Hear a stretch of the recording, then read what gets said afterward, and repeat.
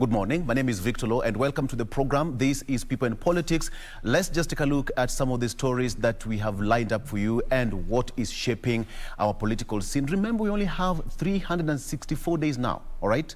364 days to the next poll. So with me in studio is Uasin Gishu, woman representative. That is Gladys Shollei. And today is going to be a one-woman show. Mheshimiwa, welcome to the program. Thank you for having me. First of all, let's just go straight to Tokyo. The athletes did well, and you represent them. You must be a happy lady. I am. I'm extremely proud of our athletes. Yes. I still feel that we should change them. We don't give them sufficient support that we should. But I think we can do better. We have to become more focused. I also know that some of their performance suffered because of the COVID restrictions. Yes. Many of them who would stay in camp, in a boarding camp to train, many of them around my home, most of them were closed. So they were not able to do the training as well as they usually do when they are at camp. Because when they disperse to their homes, they are left to train on their own without any professional support or group support. Their diets are also interrupted, so they had a very difficult time.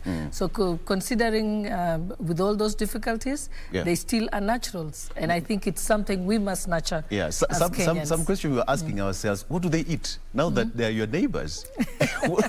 When you look at Eliud Kipchoge, actually he was running against himself. Yes. What do they eat?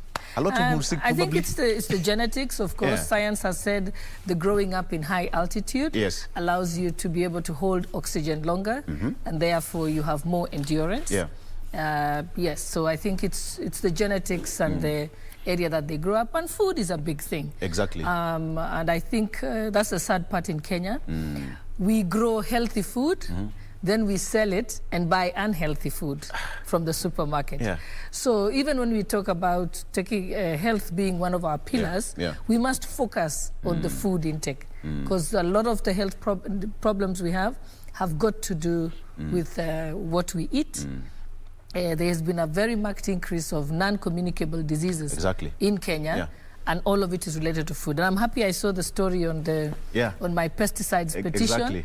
And maybe you'll give me a chance to say something about actually, that. Just pick it from there, because the director was like, Mheshimiwa is here, so she's the right person to talk about that.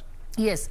I did file a petition on behalf of several groups and lobby groups that exist to try and have 267 types of pesticides to be banned from Kenya. 267. Yes. Remember, we import 10,000 tons, over 10,000 tons of pesticides. All I was asking is 267 of those to be banned, because already they have been banned in the US, banned in the UK, and most of Europe, on the reason that they cause cancer. It is confirmed science. Researched. In fact, in fact, in the US and the UK, many people who contracted cancer, who got cancer as a result of exposure to those pesticides, have been paid in the billions as damages. So this is a confirmed fact. This is in peer-reviewed medical journals. It's confirmed. There are those, and I think when I presented my petition in Parliament, we had a document, we called it the white paper, which was developed for me by top scientists in the world. And it clearly made a list, said the following cause cancer, the following cause respiratory problems, the following cause kidney problems, the following cause, it's listed and it is there. And the people I must blame is the pesticide control board in Kenya. It stops with them. They know that for a fact. They are the ones who approve those pesticides to be used in Kenya. And you must note that in those countries, their law allows them to produce the pesticide, provided they confirm it's for export to a country that allows it, or a country that is stupid enough to accept it. So they don't use it for their own people. So they're actually sending us disease. And they're the same one who sell us the cancer drugs. So I know. And I remember when I appealed to the MPs, I said to them, each of you either know someone in your household or a relative or somebody who has cancer. How can we allow this to continue? Yeah. And I did hear someone, I didn't get his name, who said that it's going to affect food security. That is, it is not true at all. Yeah. Because it's not that we are wiping out all pesticides off the market. We are just saying these isolated ones. We have more than enough safe pesticides that we can use. Yeah. So all we are saying is remove these dangerous ones immediately. And let's continue. It's all we'll do is import more of the safe ones. Yeah, yeah. So let's kill that market. Let those people in the UK and the US close those factories, those death factories, that they're manufacturing pesticides that they don't want to sell to their own people or use in their own country, but use in our country. Maybe so it's not going to affect food security at all. Maybe the director can play that story so that you can have a background of exactly what's happening, because the issue of having pesticides which are banned in the country, it's not something that's new to us. Probably, director, you can get that story. All right. By Uasin Gishu woman representative Gladys Shollei asked Parliament to order the ban on the use of 262 harmful pesticides in the Kenyan market, banned in the Europe, the United Kingdom and the US. The petition was adopted by a health committee who recommended, among others, that the Pest Control Products Board, PCPB, ensure that the chemicals banned in other jurisdictions are not in use in Kenya. And Monday, the Fresh Produce Consortium of Kenya, the National Potato Council of Kenya and the Cereal Growers Association opposed the petition and called on the National Assembly to carry out an impact assessment of such a decision. Those who are outside the agricultural space may not understand the crisis that looms in case the current proposal in Parliament of banning the 262 molecules takes effect. The plant protection products are essential to our agricultural food systems, particularly on food security and nutrition. Okisegera says the proposal to ban the pesticides will lead to a maize production crisis, reduce tomato production by 80%, and drastically affect the harvest of coffee, potato, wheat, rice, onions, and most other crops. Whatever we do, the processes must be very well guided by science and by the right policies. They are. So it seems there's a lot of opposition in that petition. Yes, the opposition comes from the Pesticide Control Board, whom I believe are compromised by the traders who sell those pesticides. That's one. Number two, there is farmers who want to have it easy. Because the more lethal a pesticide is, the easier it is to use. Because you just spray it, the crop is safe, the crop looks very clean, which means you're able to put it on the market without working a little harder. There is options. There is other safer products that they can use. So this is also driven a lot by the businessmen. And you must realize that some of them said to me that, oh, this particular pesticide is safe if the farmers wear gloves, if they don't spray it near a river, or if they have protective gear. But what about the end product? They don't even have shoes. Our farmers don't even have shoes. So when you start talking about protective gear, you're living in another world. Because we know the reality. No farmer has protective gear. I know many farmers don't have gumboots. They don't even have the right jackets to wear to even protect themselves from the rain.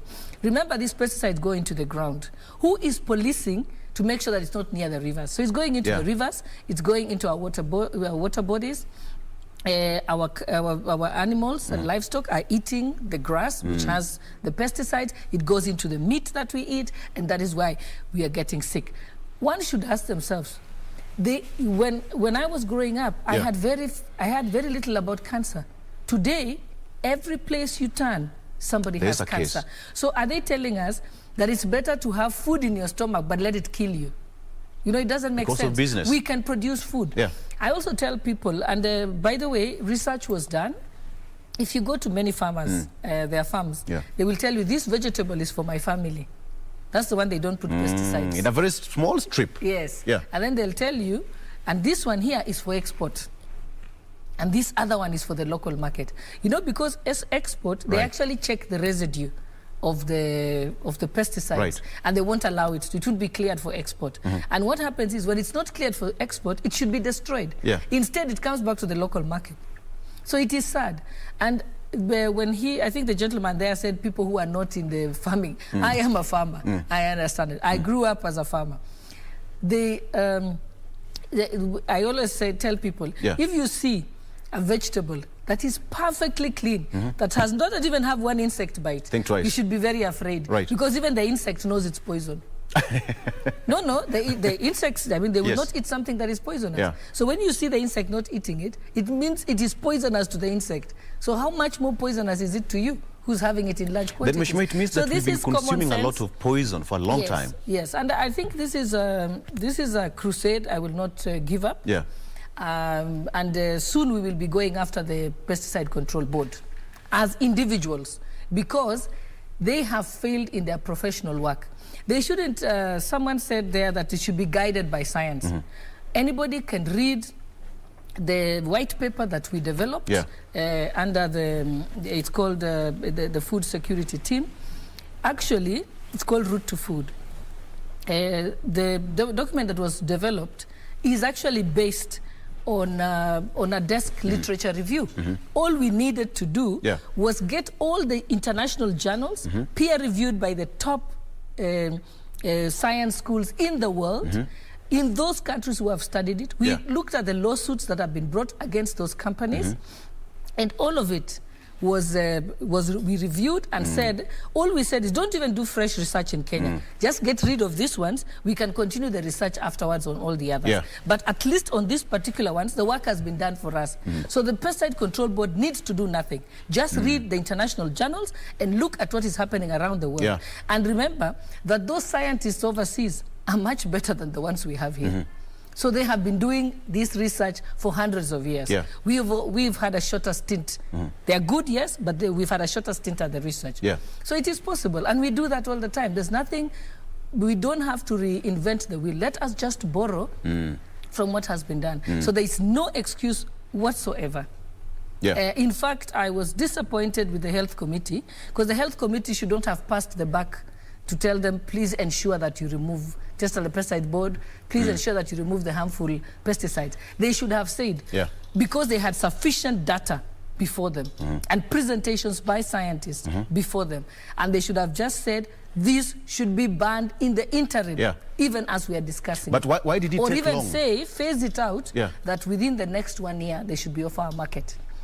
At least that way, if anybody has stock that they want to sell, they will sell. Unfortunately for us, I had wanted to go on a campaign when I would actually name those products by their trade name. Unfortunately, you know, I was worried of the lawsuits that they would have, against me. But I think we will get there. We will get the Wananchi to get the information and know, and we'll let the Wananchi themselves wage a war against those products. And I speak, and I from an informed position, because when this research was done for me, even in my own, my parents own an agrovet shop, and I remember telling them, you've got to get this off the shelf and get that off the shelf. It's not safe.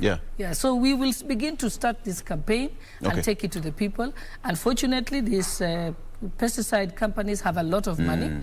I know that I did receive some threats at the time when I pushed for the petition. And they are the ones, if you listen to all the advertisements in the local radio stations, especially the vernacular stations, they're basically pushing products to Wananchi and saying it's the savior, it will protect your crop, etc. But it's not actually We don't do our due diligence.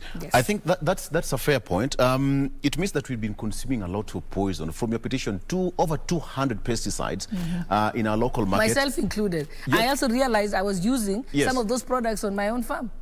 It's frightening. For years, I didn't know. All right. Let's take a break, and when we come back, now we are going to delve more into issues. And remember, Honorable Kalonzo Musyoka, part of his manifesto was also security, in terms of food security in the country. We'll also take a look at that and much, much more after this particular break. Let's go. We'll be right back.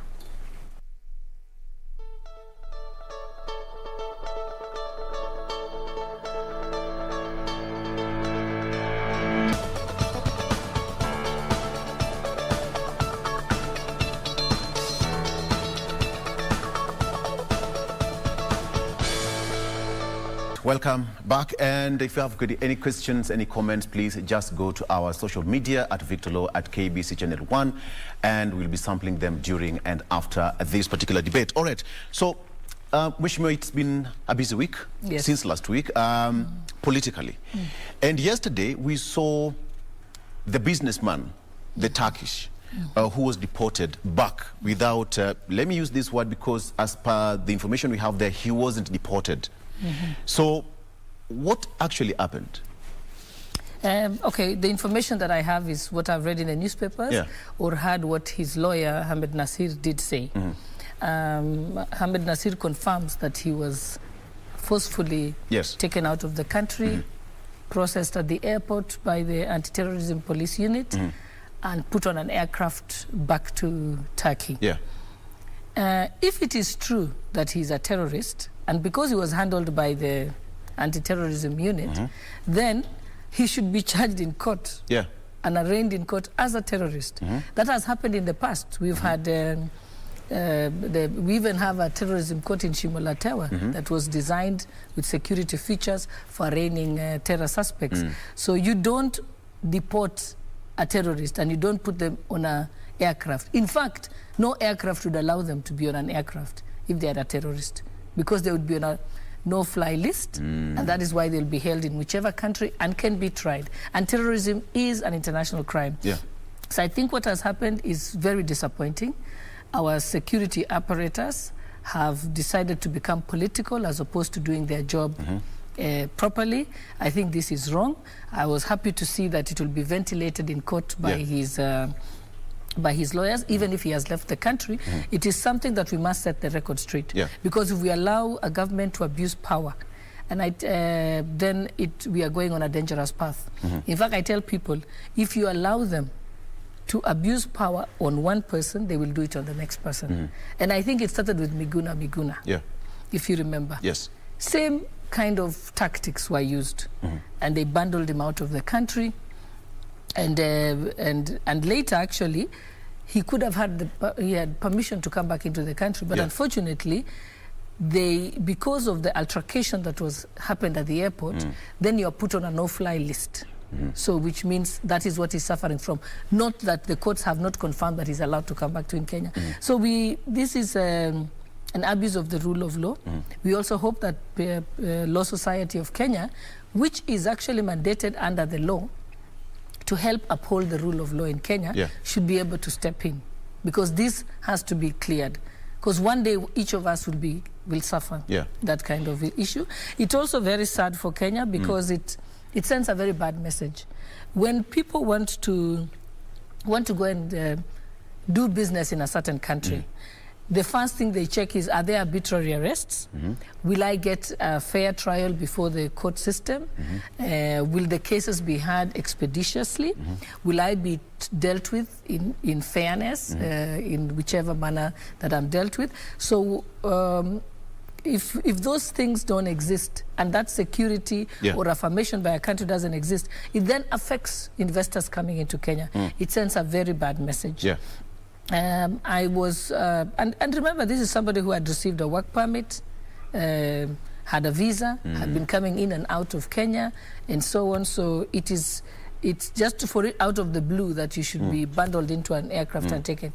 And this is not the first business person that this has happened to. It's happened to many other business people.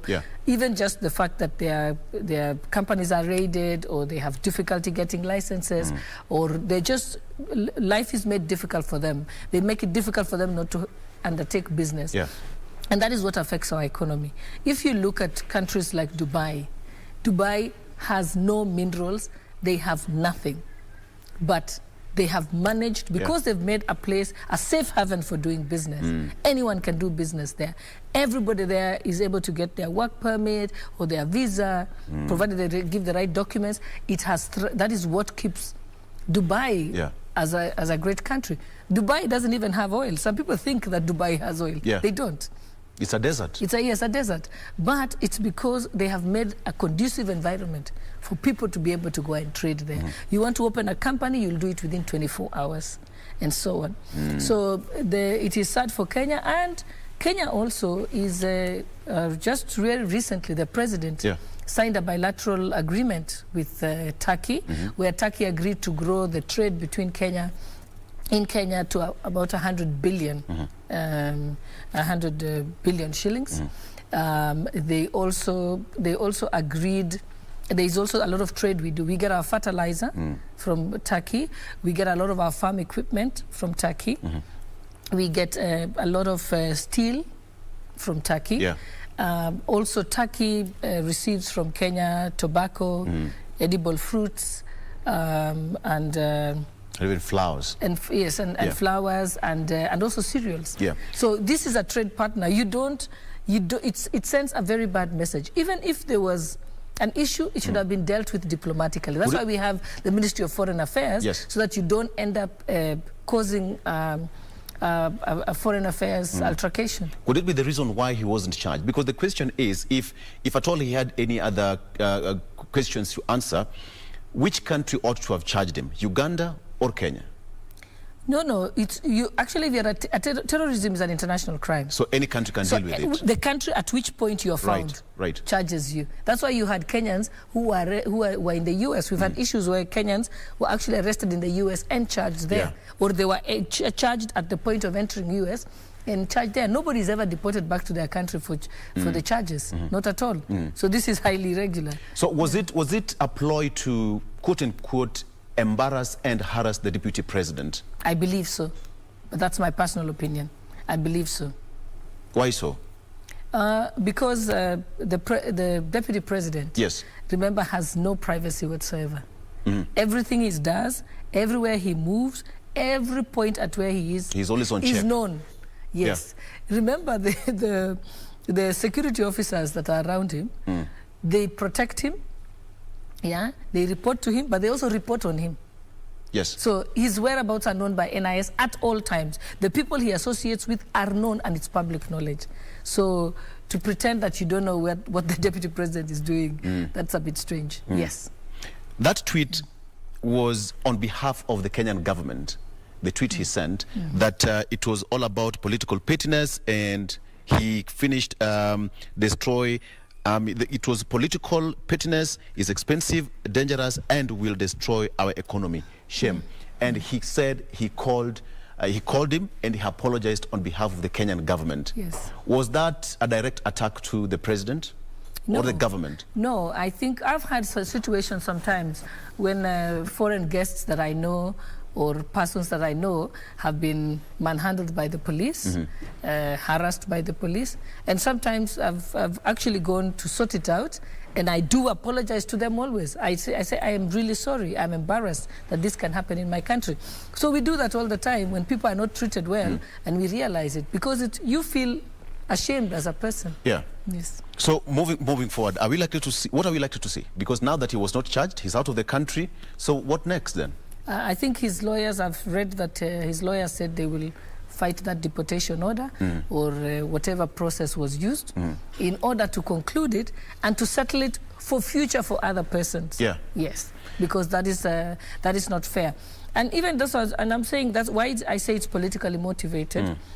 I heard a member of parliament on television say that because an investor borrowed 15 billion shillings from Equity Bank, a Ugandan investor, borrowed 15 billion shillings from Equity, then they are not an investor. You know, and that is the most, that tells you it's political, because I don't believe that that member of parliament can be so ignorant not to know that an investor can borrow money. His assumption was that if you're an investor, you should be carrying money in your briefcases and come with it. No, investors borrow and then go and invest. That's what an investor is. And we should be grateful that because that investor did borrow the money. Because Equity Bank is a Kenyan-owned bank by a Kenyan, and we are so proud of Equity Bank. They have a branch in Uganda. And so, of course, if you borrow in Uganda beyond a certain limit, you'd have to be referred to headquarters to collect the money. Remember, Equity Bank in Kenya was going to earn money from it. In terms of interest. And they pay taxes. So we encourage many people to come and borrow from Equity Bank in Kenya. Why would you think that it is wrong for that to happen? because we are the beneficiaries at the end of the day. The question is now, there's a situation where the deputy president, from whatever happened, he was denied access and flight to Uganda. From the legal perspective, is he supposed to seek permission from his boss? I think that one I'll leave it to it, because I think the deputy president spoke to it. Yes. I think he said it on national television. I do not purport to speak on his behalf, but he did indicate on national television when he was interviewed that he has never sought clearances before. And so he was surprised that this happened. But also, I've worked for the public service. The regulation to seek clearance is not for the intention of prohibiting you from traveling. It is for your whereabouts to be known should you be required on duty. So that you can be recalled back on duty if you're required. It's not supposed to be to stop your movement. To grant you, exactly. Yes. So usually, I have had situations when I have been senior in government where my officers have not gotten their clearance, and then they get to the airport. What we normally do, those days we'd actually fax it, or email it to the airport. So even if he required clearance, after a phone call, it should have been sent. Or even a phone call to the immigration officer. It's then facilitate it. If you demand that he requires it, then facilitate it. It's not supposed to stop your movement. That is wrong. So again, we are using regulations that we have punitively the way we want. We've seen the same thing happen when people are arrested on Friday. We had recently Honorable Gachagua, who was arrested at 3 a.m. in the morning on a Friday. We sat at DCI the entire day until 5 p.m. When they finally gave him the charges. You're supposed to be told your charges at the point of arrest. So at 3 in the morning when they entered his house, they should have had the charges against him. And again, we are beginning to break the rules. So it's unfortunate that laws that we fought so hard for are now being used in a punitive manner. Because the law that you must be arraigned in court within 24 hours was intended to stop people being held for long periods of time. Again, the law entitles you to reasonable bail. Now they realize that is the law, so they say, let's pick you on Fridays so that we have to take you to court on Monday. So we are seeing a big degeneration from the 2010 Constitution. My biggest disappointments are persons like Raila Odinga, who fought single-handedly to have those laws put in, because he suffered arbitrary arrest. Hamin Wahanyona, all those people who used to be, they're the ones who fought to put it in the Constitution. And now they're watching that law that they fought so hard for being contravened, and they're not saying a word. That is worrying you, because we are heading towards an election, and a lot is going to happen during this cycle, either politically instigated arrests or otherwise. So, all right, let's just put this to rest. Now, the issue is over. We wait to see, because you said that his lawyers are going to court today to follow up whether he's out of the country and how it's going to pan out. All right, so IEBC, I know for politicians now, time is now this one. It's over. Are you prepared for the next 1 year? Individually? Yes, I am prepared. I mean, when you're sworn in as a parliamentarian, you know you have exactly 5 years. And we know, and thank God for our new constitution, the date of election is predictable. The first Tuesday of August. But which is in contention. People are saying that the president, like former nominated Kanu, that is Honorable Njoroge, said that if we have an election next year, then it means that the president's term of tenure will be short by around 4 months until next year, 2023. Is it going to be so? That is wishful thinking. I think the matter was settled. If you remember, the first elections were held in March. And then the matter went before the Supreme Court. And the Supreme Court gave an advisory opinion and confirmed that the elections will be held every first Tuesday of August, every 5th year. End of story. Those who are trying to settle that story, that there can be an extension or deferment of the elections, have not read the Constitution or are intending to negate the constitution, and that's not going to happen. Kenyans are so acutely conscious that they are going to have elections in August. Yeah. You cannot tell them that you won't have elections. So in fact, my people will rebel against me if I dared say that I want to stay a day longer than for the period they've elected me. They want to have the choice to decide whether I should go back or not. That is the psyche of the Kenyan voter. So let's face it, we've been prepared throughout that we are having the elections in 2022. So all those stories are people who wish that they could find a way of extending and the term. And you must remember, Kenyans are not Ugandans. Kenyans are such democratically alive and switched on public that they're not the type that their rights can be trampled on and they watch. They know very well and they're prepared for those elections. And in fact, you can see even the opposition themselves are also preparing for the election. They have no doubt in their mind that there will be election in August 2022. Make me understand this. So at what point does the president's term of office begin? The day he's sworn in or the day of an election? Okay, you remember once the time that is set for the elections, because we know it's every Tuesday, so his term ends when the next president is sworn in. Yes. All right. So IBC... And there is a transition period. Our law has clearly provided for the transition period. It has also provided should there be any election petition. So the president can hold on beyond the date that of the election and the date of the swearing in, if there is an election petition. But that is clearly set out in the Constitution. So currently, no doubt at all. Currently, we don't have any reason for an election to be postponed in Kenya. No. The only reason provided in the Constitution is if we're at war with a foreign country. Not at war with ourselves, at war with a foreign country. And it must be approved by Parliament. So there is no reason whatsoever. All right. Yes. 364 days counting to the next general election. IBC just released the figures yesterday, and the number is 40.9 billion shillings. Is Kenya so rich? That is the question. My director just asked, are we so rich, 40 billion shillings for an election? Yes, I think, in fact, that's a conservative price. When I figure, when actually, I look... Chebukati, it's about the bare minimum. Yes. It costs quite a bit to have our elections. Reason being, remember, we had the 2010 Constitution. Yes. After the trouble we had in 2007, we had the Kriegler Commission or committee that came up with what we should do to make sure that our elections are safe. Kenyans themselves gave their own views. There were a lot of recommendations by the Kriegler report. We then moved as Kenyans to over-legislate elections, and we have. The cost of elections is very high. Why?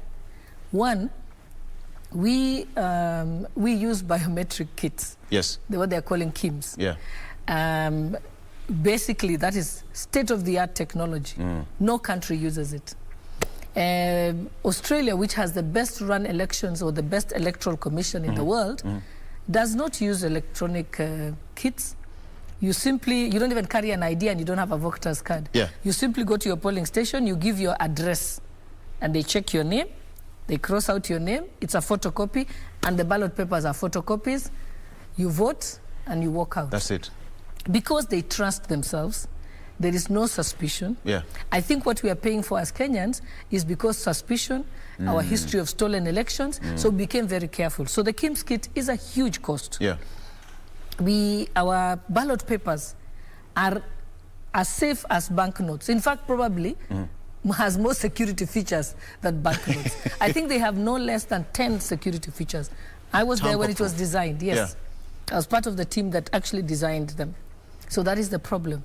You have the watermark, you have the thing that you even have the torch that you use so that it can show the blue reflector. Or there is all these features. So our ballot papers are extremely expensive.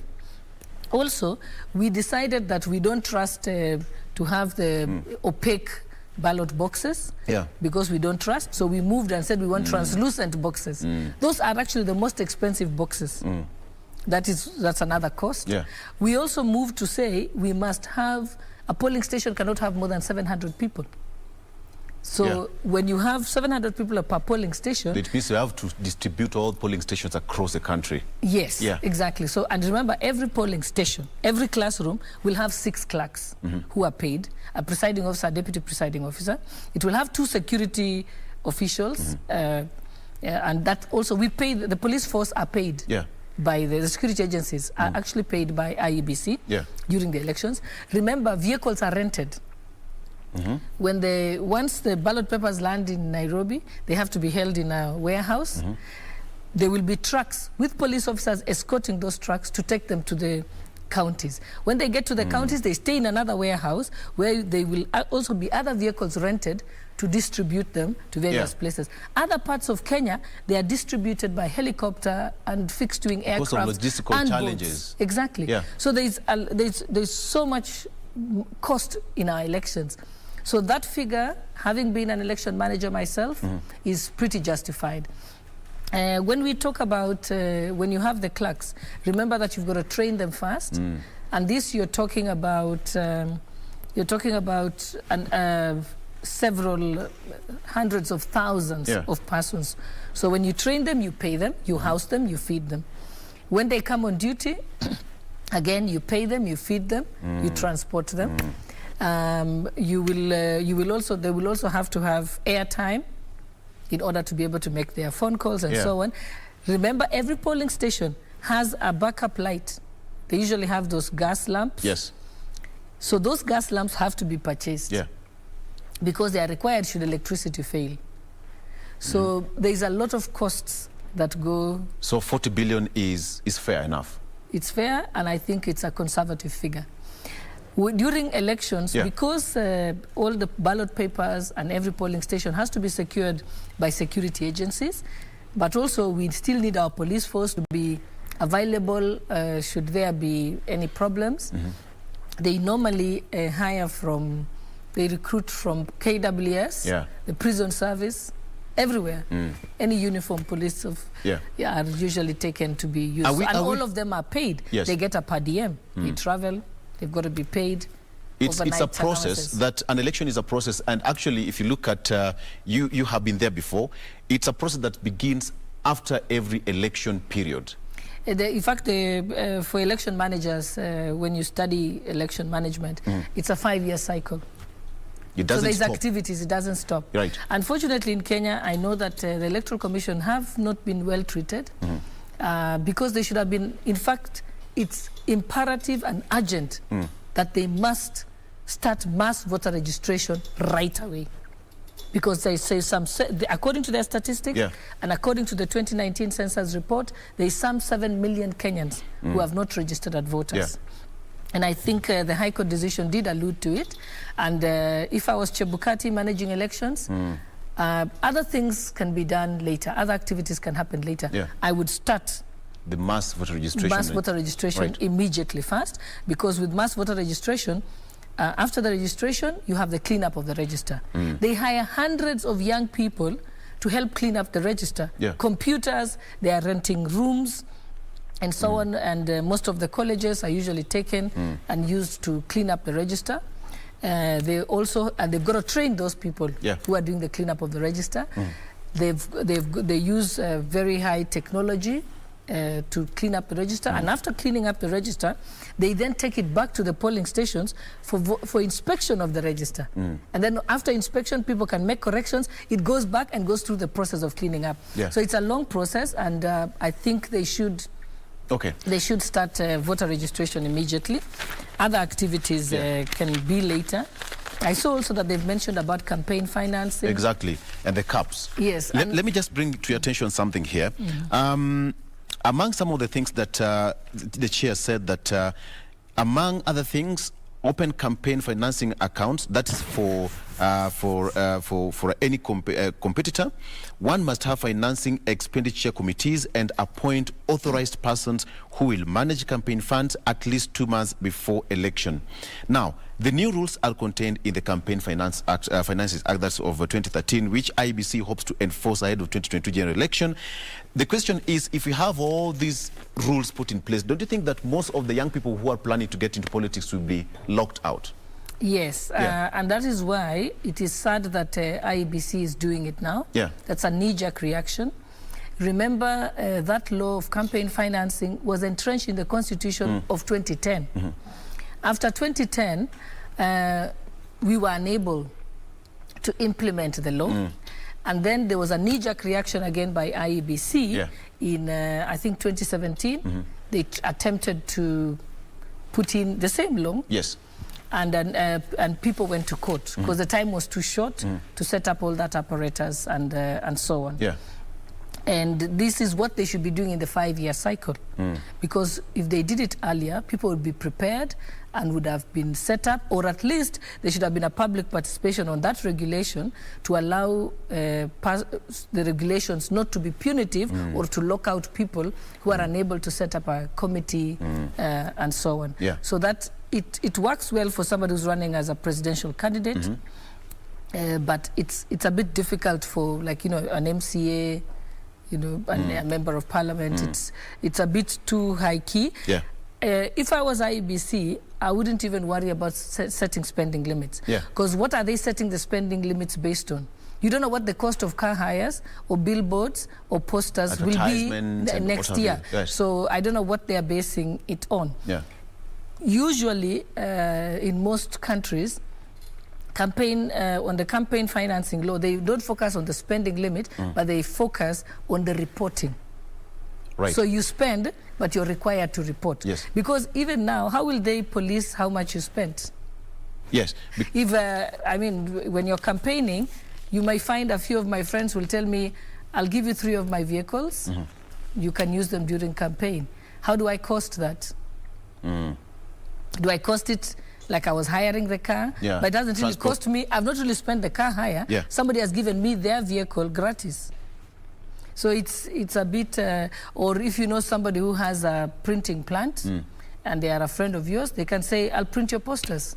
For free. So how do you factor that? How do you factor that? So that's why I'm saying reporting is a more efficient way, especially for IEBC that is so understaffed. They are so overworked. They are already out of time. They have no business creating new jobs for themselves. Like, for example, I'm seeing an example of, for example, Nairobi County, which is in 2017, had the highest county limit with 432 million shillings and has its ceilings slashed to 117 million shillings. Now, candidates bidding, for example, in Mombasa, governor, for instance, are limited to 39 million shillings, down from 129 million shillings in 2017. The question is, how are they going to make sure that this money is factored in the way you're putting it, and you're not going to have candidates reporting, and probably people will even underreport. Even if they spend more, they'll underreport. Yeah. Or some people just overreport because it helps their ego. May not be necessarily that they spend that amount of money. And yes. Yeah. So and even those figures are so high, I wonder who spends that amount of money on a campaign. It's mind-boggling. The question is, what if someone campaigns... If we had that kind of economy, Kenya would be doing very well. I hope so. Yeah. All right. So the question is, what if a person contests for a particular seat and he loses or she loses? Do they still go to IBC to report on the expenditure? Yes, according to those regulations. Yeah. Yeah. Everybody. So I can imagine IEBC being swamped with all sorts of paperwork and information. They'll not even have time to read it. Even if we send it to their systems will crash. So IEBC should focus on critical tasks that they can achieve to have a free and fair election. Yeah. If they want to manage campaign financing, it is something that you must work on over the 5-year cycle before the next election. You don't start it when it is exactly a year to elections. From your own perspective and having worked with that electoral body, is IEBC ready right now? IEBC can be ready if they are given the resources. Yeah. Like I said, they must be able to immediately start mass voter registration. That's imperative. So if they are properly funded for their activities, they can be able to do it, because a lot of the officers there have been there for a while. Yeah. They're very well experienced. I've looked at the election operations plan. Yeah. The only problem is their time is very short. They should have started their activities much earlier. Yeah.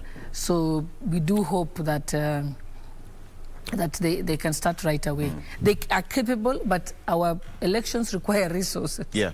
Yes. Like I said, if we have to have the voter registration, you've got to open every polling station. So it's like an election. Then you've got to, and if you do it earlier, it means you can use less equipment, because you can use one equipment moving around different days to a different market, a different ward, and so on. So that they can be able to. It's a work that Chebukati is going to contend with, because you all know that 2022 is going to be one of the most competitive elections.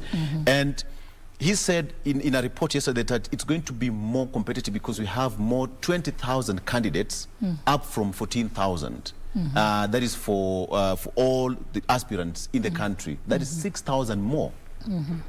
That must be a lot of process, even having in mind that time is not on our side with 1 year to go. Yes, exactly. And remember that because we do 6 elections in a day, then it is, in other countries, they probably have 2 elections, so they have Congress on a different time, Senate at a different time, and so on. But we are doing all 6 elections on one specific day. Hence the reason why we have to reduce our polling stations to 700, so that people can be able to vote between 6 o'clock and 5 p.m. I always tell people every voter spends 5 minutes to vote. Yes. If you were to look at you will need 3,500 minutes per polling station. For the 700 people. Yes, but in order to reduce that time, is you have more clerks and more booths, so that you hand out more ballots, and maybe several people can be voting during that 5 minutes simultaneously. That's how you cut the time. So actually you need more money, because when you buy more booths, that's costs. More clerks, that's cost. Yes. Did IBC learn from the previous election? Yes. I think our elections, like I said, it's very legislated, very regulated compared to other countries. It is designed, it is an impossibility to rig. In fact, I tell people it's impossible to rig at the moment. And that's what Kenyans wanted to know. The only problem that we've seen during the by-elections is the use of the police and chiefs to intimidate voters. That's the only method of rigging they can have, is intimidation. But in terms of actual voting, it's become quite efficient. So I'll be one of the people championing that IEBC get the resources to start working on it, because the security of our country depends on it. And you come from a volatile area, part of Rift Valley and Elgeyo Marakwet, Turkana, and the bordering and the warring counties. How is it going to be that, when you look at people who are now moving from those particular areas, because every particular year there is that issue of, banditry and cattle rustling, how are you going to make sure as leaders from those particular countries that moving forward is going to be safe for everyone to go cast their ballot and go back home? Because time is up. I think the banditry has become almost a culture and something that they live with. It's quite controlled at the moment. I think there's been a lot of improvement relating to it. But I've never heard about banditry on election day. That tells you how Kenyans love voting. Yes. Because things are quiet during elections. Everybody's focused on making sure they go to go and vote. Anybody who works in Nairobi actually takes the day off and goes to their village if they vote in their village. Right. Kenyans, they love to exercise their right to vote. It is something they're very passionate about. So I've not heard of a situation of interruptions by other happenings in an area, except the 2007 violence, which actually was caused by mismanagement of the election. That is what caused that problem at that time. But if the elections and that's why we learned, if we manage our elections well, people will be calm and okay with it. The confidence from the Wananchi, because what happened in 2017, people went for an election and then it was not credible, went back to the ballot again. What do you foresee? What do you foresee in 2022? Give me a picture on what you can see. 2022, I think the election will be held. But if Raila Odinga is on the ballot, I know definitely he will contest at the Supreme Court. So we'll go through that motion and let the Supreme Court decide. Because he has never conceded defeat in any election. He's been elected 4 times, gone to the ballot 4 times, presidential. He has never conceded defeat. So if it's him, I know he will contest. What about other candidates? What about other candidates? Other candidates? Yes. Okay, I'm talking about the one I know that has a history. The others, I can't judge them because they've not done that in the past. I've seen Mudavadi concede. I've seen Kalonzo concede. And so it's one person I know who has not considered. I'm just talking from actual fact and experience. Exactly. Yes. Yeah, all right. It's not judgmental. Yeah. It's what happened. Maybe at that point, let's take a break. And when we come back, we still talk about this issue of... all right, I'm told... All right? Okay, fair enough. So the question is, when you talk about IEBC candidate spending caps, we have got the issue. Let me just go to your county, for example. Uasin Gishu is not here. I think I saw it. Yes. There are different figures for governors. Notice on my phone. Governors, we have senators and women representative, and they are segmented in different regions, constituency and spending limit. That is one. There's this part I want to get to. What's an issue? I don't have that one. All right. If at all this cap is spent and it's effective, what is going to be the repercussion in terms of an economy? Because if we are living in a very tight situation right now economically, how is it going to have an effect in the economy? No, you see, when the more that is spent during elections, the more economic activity and growth there is, because printers are making money, people who hire out vehicles are making money, small traders who have the sound systems do make money. There's a lot of purchases, so it is actually not bad for the economy, because it means money is changing hands, and so on. Those people who are selling food for people who are on the campaign trail and so on, they also make money. Markets which ordinarily would not have a huge number of people, there's a campaign rally, the hawkers will be able to sell some bananas, sell some soda, and so on. So it's not bad for the economy.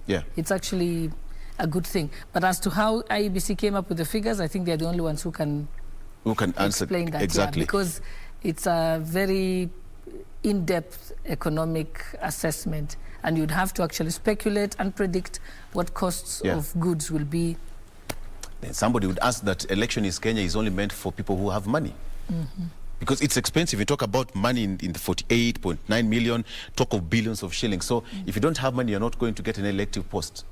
My experience has shown me that it's not necessarily that people who have money will always be elected. I think it's got to look good. We know the young man from Meru who was riding a bicycle. Exactly, yes. And he was elected overwhelmingly. So it's not necessarily that the more resources, the more you have. I think it's ultimately how you resonate with the people. There are people who, by their own personality, they like to run a flashy campaign. Again, people accept them for that.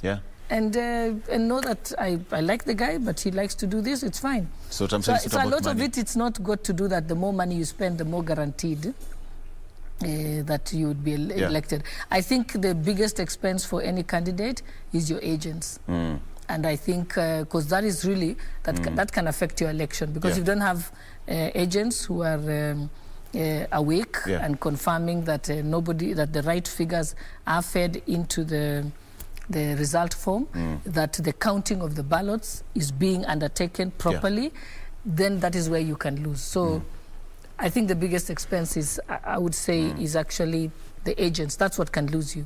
But the posters and so on, there are people who are known by face, so they wouldn't require...